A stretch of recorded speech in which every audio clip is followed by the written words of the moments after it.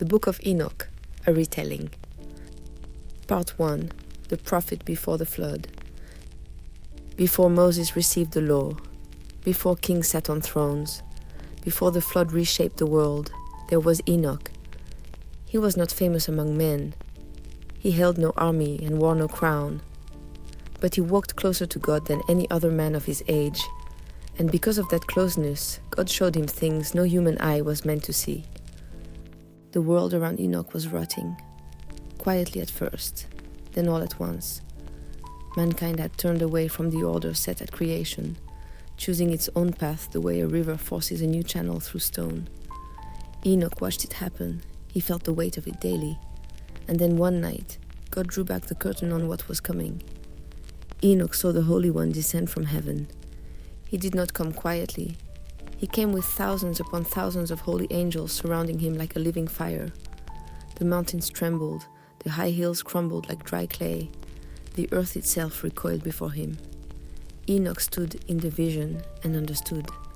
This was not simply power on display. This was a reckoning long overdue. God was coming to judge the world. Every hidden deed, every harsh word spoken in rebellion, every act of cruelty done in secret, all of it would be brought into the open on that day. Nothing would survive the scrutiny of the Holy One. But the vision carried two messages, not one. For the wicked, it promised destruction.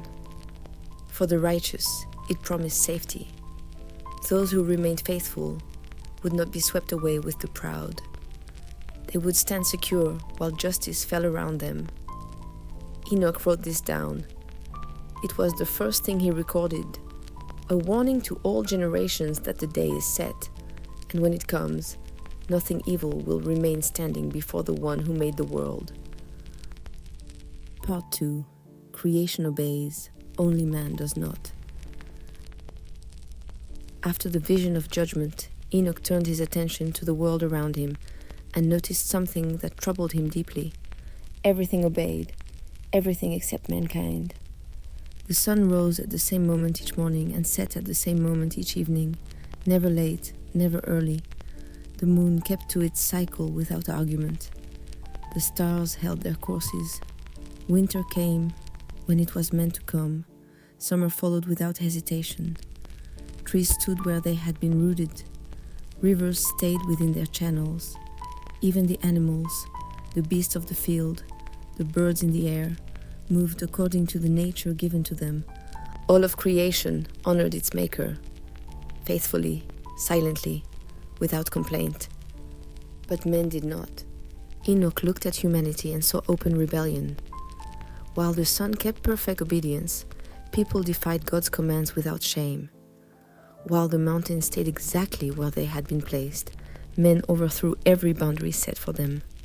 The contrast was almost too painful to observe. This became a second warning Enoch wrote for the world. If the entire created order submits to God's law, how can mankind dare to think itself exempt? The very sky above and the earth below stand as witnesses against human disobedience. Creation keeps its place. Judgment follows rebellion, as surely as winter follows autumn. Part 3. The Fall of the Watchers. In those days, when the human population spread across the earth and daughters were born to the families of men, something went wrong in the realm of heaven. A group of angels called the Watchers looked down and saw the daughters of men, and they wanted what they saw. These were not low or careless beings. They had been appointed to observe, to serve, to guard. They had a place. They had a purpose. 200 of them gathered together and chose to abandon it. Their leader was named Semjaza. He was not naive about the gravity of what they were considering. He said openly that he feared he would carry the blame alone if things went poorly. So, before they descended, they swore an oath together on Mount Hermon, binding themselves with a curse so that none could back out. 200 angels united in one terrible decision. They came down. They took human women as wives. They settled among the people of the earth, wearing the form of men, but carrying the nature of something far older and more powerful. Mount Hermon was named for this oath. The place itself became a marker of the moment. Heaven's order was first deliberately crossed by those appointed to serve within it. What followed changed everything. Part 4. The Nephilim and the chaos they brought. The children born of the Watchers and human women were not ordinary. They grew into giants. The Nephilim, reaching heights described as 3,000 cubits, towering over everything human hands had built. Where they walked, the ground seemed too small beneath their feet. At first, wonder, then quickly, terror. The giants consumed everything. They stripped the harvests. They slaughtered livestock. They devoured the work of farmers before families could gather it from the fields. When the land was emptied of food, the giants turned on the people themselves. Reckless, undisciplined, driven only by appetite and power. Villages were abandoned, families scattered. The weak were pushed aside. Fear became the daily atmosphere of the earth. The animals were not spared either. Even the birds and beasts of the wild were hunted down without restraint.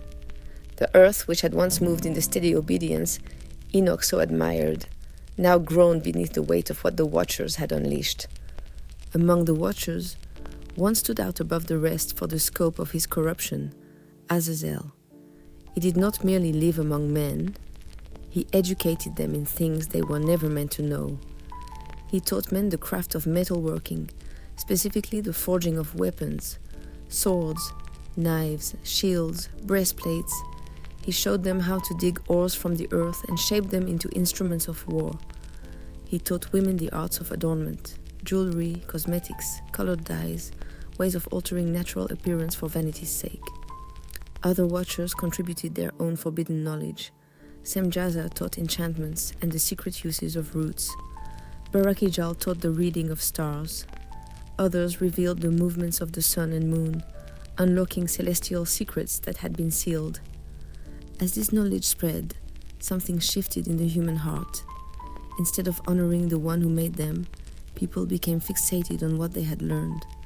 Power, beauty, hidden arts, sorcery. This filled the space where reverence had once lived. Idols were carved from the new metals. People bowed before the work of their own hands. The distance between mankind and God grew into a chasm. This was not merely the acquiring of new skills, it was the crossing of a boundary that had been sealed, and the earth paid the price. Part 5. The Cry of Creation. Enoch became aware that the earth itself was crying out, not in words, but in ways that any sensitive soul could hear. The land that once brought forth life in abundance now bore the marks of devastation. Rivers still flowed, but they seemed to carry grief. Mountains stood tall, but even they seemed to witness what was happening below, in silence and sorrow. The souls of those who had been killed, consumed by giants, discarded by the powerful, were also raising their voices. From beyond the visible world, their plea rose upward. They were asking for justice, calling out for reckoning. Day after day, that cry grew louder in Enoch's awareness, impossible to ignore. And Enoch understood. A cry like that would not go unanswered. Heaven's gates do not remain closed to such a sound. The one who made the earth hears it when the earth weeps. So he wrote it down, that the voices of the fallen would reach God and God would respond. Part 6. The archangels intercede. The cry did not go unheard in heaven either. 4 great archangels, Michael, Gabriel, Raphael, and Uriel, saw what was happening on earth. They were not distant from it. They looked down and saw the suffering. They heard the cries rising from the land, and they went before the throne of the Most High with what they had witnessed. They declared the names of those responsible: Azazel, who had corrupted humanity with forbidden knowledge; Semjaza, who had led the rebellion. They made no case for leniency. They presented the facts plainly before the one who already knew. Enoch, in the spirit, understood their plea. The greatest beings of heaven cared deeply about what was happening to the earth. They were not indifferent observers. They stood in the presence of God and spoke on behalf of creation. Heaven listened. Part 7. God's answer, judgment and flood. The Most High commanded action. Michael was sent with great chains. He seized Semjaza and the other watchers who had followed him. Their freedom ended. They were restrained, separated from the world they had broken, set apart to wait for the final day of judgment. Raphael was sent to Azazel. He led him out to a desolate place, a lonely desert of sharp stones and deep shadow, and sealed him there. Rocks were placed over him. Darkness covered him. He would remain until the appointed time. Gabriel was given a different task. He was sent not to bind the giants, but to turn them against one another, strength against strength, power against power. The Nephilim destroyed each other. Their long and terrible reign came to an end, not by any human hand, but by the decree of God turning their own nature against them. The earth began to breathe again. But the world had been so thoroughly damaged that restraining the watchers was not enough. A deeper cleansing was required. God sent Uriel to the family line of Lamech, to a man named Noah, the one righteous man still standing in that generation.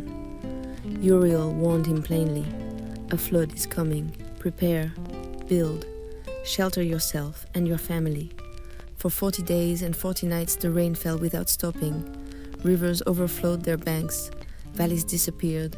Hills sank beneath the waters. The giants, for all their terrifying height, could not stand against it. Cities vanished.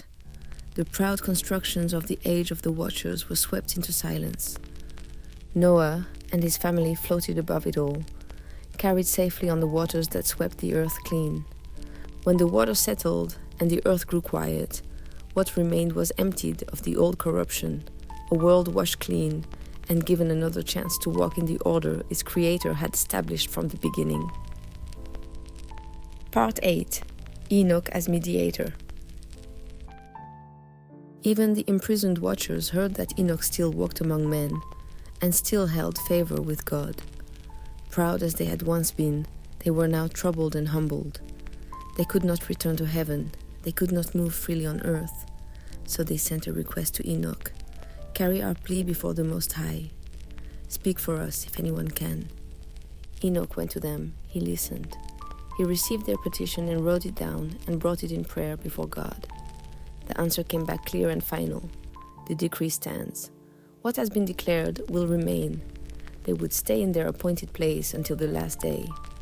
Enoch returned and told them the truth without softening it. He did not manufacture hope where none had been given. He delivered the message faithfully. The decision of the Most High would not be reversed. His role as mediator was complete. He had spoken truthfully to all parties. He had changed nothing, because nothing could be changed, but he had served with integrity, and that was the full measure of what was asked of him. Part 9. Hidden places of the earth. In a series of visions, Enoch was carried to regions hidden from ordinary human sight. He traveled beyond the familiar world into the storehouses of creation. He saw vast desert places where fire moved purposefully, holding its shape as if under command. He saw rivers of fire flowing like luminous streams through dark corridors.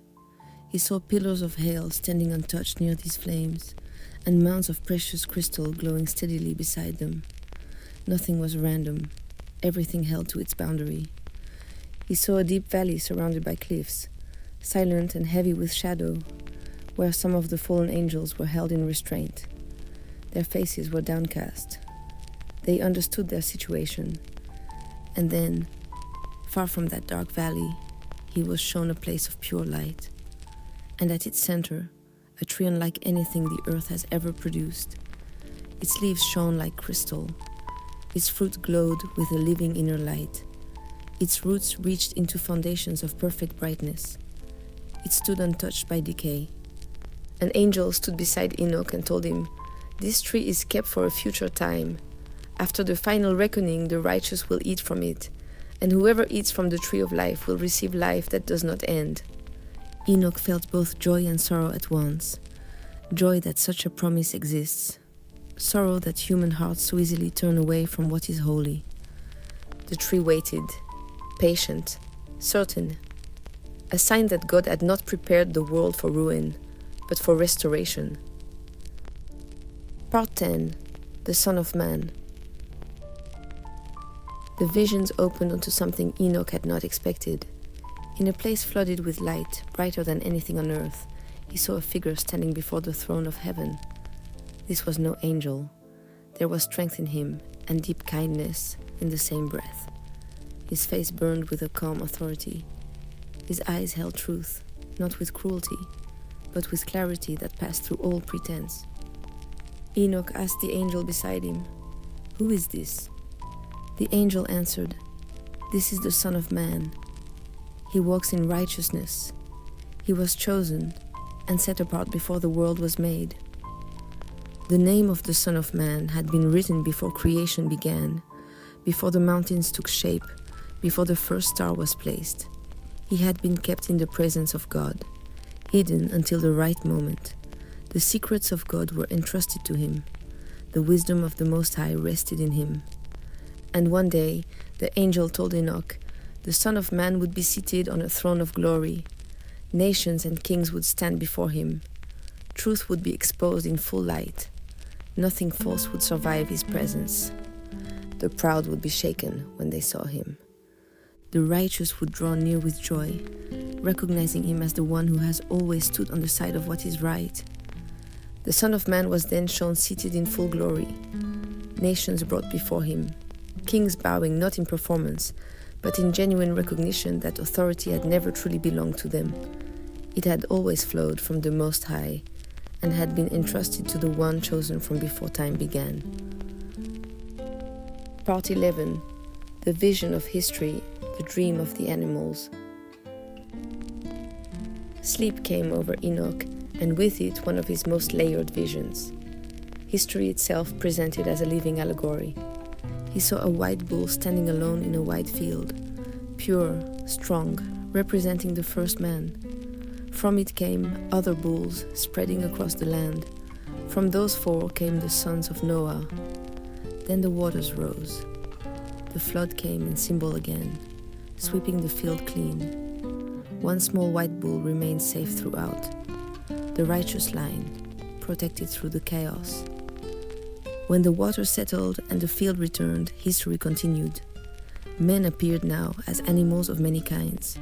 A chosen flock of white sheep represented the people through whom the ancient promise would move forward. Beasts surrounded them.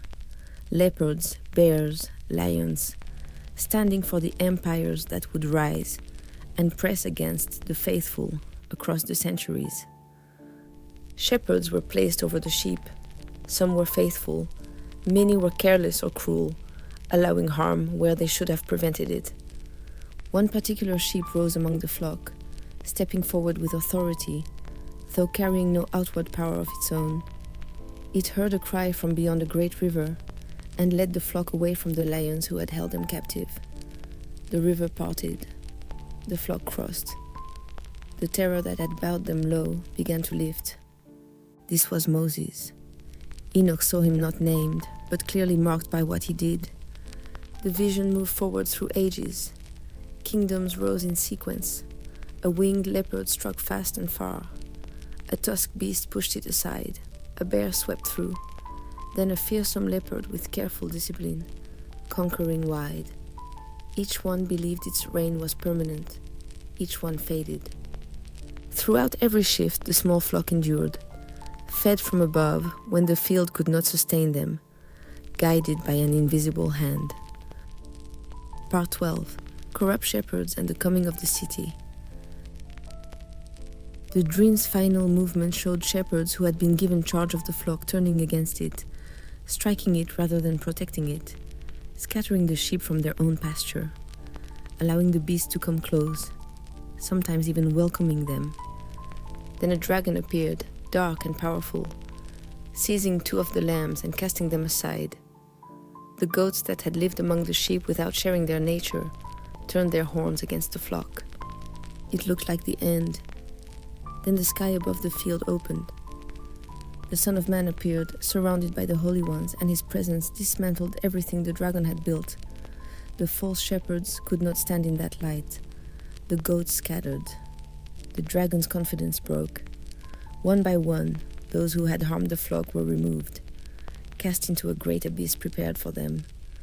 The field fell quiet, and then Enoch saw something descend from above. Not fire, not soldiers, not a force of judgment. A city. It came down slowly and steadily, glowing with a light no earthly city has ever produced. Its walls shone like polished gold. Its foundations were set with clear precious stones. 12 gates stood open, not defensively because no enemy remained. They were open in welcome. At the center of the city was a temple, built for those who had persevered through every age. And at the center of the temple, a spring of clear water flowed without stopping, bright as crystal, bringing life to everything it touched. The flock entered. The Son of Man walked among them, guiding them through the gates, and God himself was present, not distant, not hidden behind ceremony, but there, his glory filling the city, the way light fills the morning sky. The people who had whispered prayers in dark rooms, who had endured mockery, who had buried their grief quietly across generations, they were home.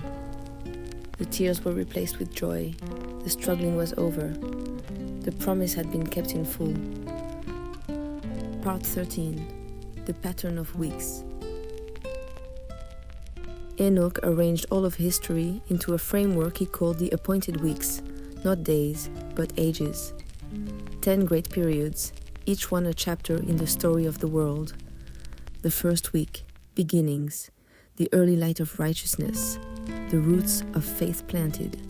The second, growth and struggle, good and evil multiplying side by side. The third, a chosen man set apart, his family becoming the line that carries the promise. The fourth, law and guidance given, a path set before a nation called to carry the light. The fifth, a house of glory built, a temple standing as a sign that God dwells among his people. The sixth, trouble increasing, kingdoms rising in pride, the temple falling, the faithful tested severely. The seventh, a turning, a chosen group standing firm for righteousness when others drift, truth written clearly for those who seek it. The eighth, justice given a sword, not chaos but truth, a new house built, more enduring than the first. The ninth, judgment revealed openly, the works of the unrighteous brought into full view, the world beginning to see clearly. The 10th, heaven opened, the final renewal, the powers of disorder removed, righteousness no longer struggling, reigning, and beyond the 10th week, an age without end. Goodness no longer fighting for survival, peace that does not fade. This was Enoch's gift to every generation that came after him, the knowledge that history is not scattered. It moves forward deliberately, like days counted on a scroll, like gates opening in sequence at appointed times. Part 14. Warnings and Encouragement. Enoch's voice turned sharp when he addressed those who had chosen darkness. Woe to those who walk blindly and lead others into the same blindness. Woe to those who twist truth and call it wisdom. Woe to those who gather wealth without mercy, who use power to harm instead of protect, who celebrate the suffering of the faithful and speak with pride while their hearts are empty. He listed 8 great warnings, each one specific, each one rooted in what he had seen. The valleys prepared for reckoning, the valleys sealed and waiting, the final judgment where hidden deeds would have nowhere to hide. He wrote these woes not with satisfaction but with urgency. Change while there is still time. Turn before the appointed day. The path of rebellion leads to a prepared and waiting darkness. The door remains open now, but it will not remain open forever. Then his voice softened entirely. To the faithful, those who had stayed quiet and steady while the world grew loud and unjust, he wrote with warmth, "Do not be afraid. Your place is known. Your calling is secure. Righteousness is not wasted. Every quiet act of faithfulness is seen. Every prayer spoken in secret reaches heaven. You will stumble, he told them. That is not the same as failing. The righteous fall and rise again. The path is not abandoned simply because the walking is hard. He described their future, a kingdom of light prepared before their birth. Sorrow giving way to gladness, burdens lifted, questions answered, shame replaced with honor. After every storm, the sun returns. The cry for justice, though it seems delayed, is heard. It stands before God. It is remembered. Part 15. The Mysteries of Heaven and Time. Uriel, the angel of light and wisdom, became Enoch's guide through the mechanics of creation itself. He was shown the path of the sun. Great golden gates set in the eastern wall of heaven, opening at the appointed moment each morning, closing in the west each evening, perfect in their timing, never a moment early or late. The sun does not choose when to rise. It enters its gate when commanded. He was shown the moon's chambers, storehouses where its brightness is measured and released in exact portions. Tablets carried by angels recorded every phase. New moon, full moon, the quiet waxing and waning in between. The calendar of 364 days was set in place from the beginning. The weeks and months were established by God, not invented by man. The heavenly lights move within this pattern, so that the seasons of holy gathering and sacred rest remain anchored to something fixed and true. He was shown the stars, Orion standing in his place, the Pleiades clustered tightly together, each fixed on its appointed course, rising and setting with the seasons, none crossing into another's path. Laws had been written for the stars, not carved in stone, but established by the word of God, and where certain stars had strayed from their order, they had been restrained, standing as a sign that even the lights of heaven must answer to authority.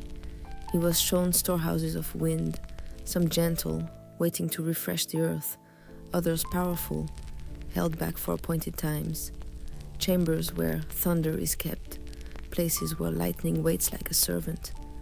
Nothing moves without instruction. He was shown records of human lives, each path, each decision, each moment known and written with care, not in confusion, but in perfect order. And he was shown the fountain of heavenly wisdom, available to those who truly thirst for it, given freely to those who ask. All of it testified to the same truth. Nothing is random, nothing is uncontrolled. The universe holds together because the Most High holds it, and the same authority that governs the stars will govern the final day. Epilogue: The Man Who Was Not. At the close of his life, Enoch gathered everything, the visions, the warnings, the promises, the patterns, and offered it all as a gift to every generation that would come after. He blessed those who remained faithful when faithfulness cost something. He blessed those who chose truth when lies were easier. He promised peace, not the fragile kind that depends on circumstances, but the kind rooted deep within a soul that has been anchored to God. He reminded them of the city he had seen descending. He reminded them of the tree whose fruit gives life without end. He reminded them that history moves toward fulfillment, not toward meaninglessness. And then one day, Enoch was simply gone. He did not die as other men died. He did not fade slowly. He walked with God until the walking carried him somewhere the rest of us cannot follow. The earth did not keep him. He was taken, lifted into the presence of the holy ones, preserved in that light he had spent a lifetime describing. His scrolls remained. In quiet rooms and troubled times, the faithful read them. In the darkness of empires, they held them like a lamp. In the long silences between promise and fulfillment, they returned to his words and found what they came looking for: the assurance that the light is real, that the order holds, that the judgment is coming, and that those who remain faithful will not be forgotten. Enoch was gone from sight, but his testimony endured, and the God who showed him these things is still faithful. The light he saw still shines, and it still shines for those who choose to walk in it. And Enoch walked with God, and he was not, for God took him. Genesis 5:24.